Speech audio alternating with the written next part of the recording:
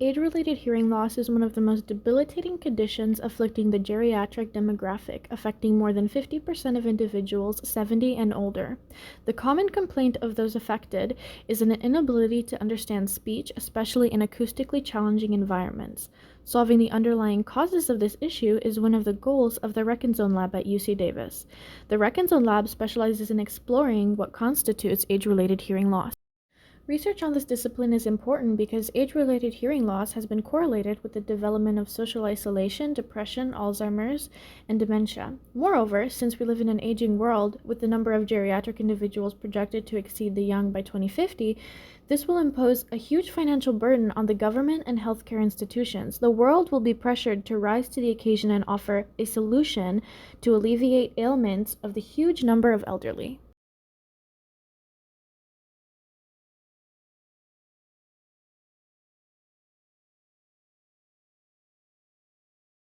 To study age-related hearing loss, we perform three types of experiments on subjects. The temporal processing experiment examines whether or not the neuron's activity is synchronized with the beginning and end of sound stimuli.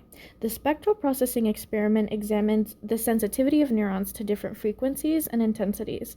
The spatial processing experiment examines the preference of neurons to certain directions. Monkeys spend most of their time in trees, roosting, meaning they sit on branches on their haunches. In a canopy, visibility may be limited at times.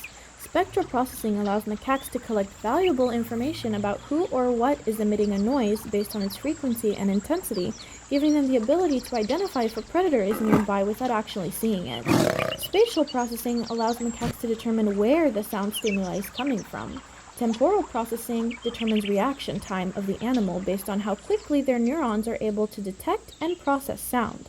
In the wild, reaction time can determine survival. Since humans are also mammals and our brains are similar to the macaques from an organizational standpoint, our ancestors and therefore we are subject to the same processing strategies as macaques.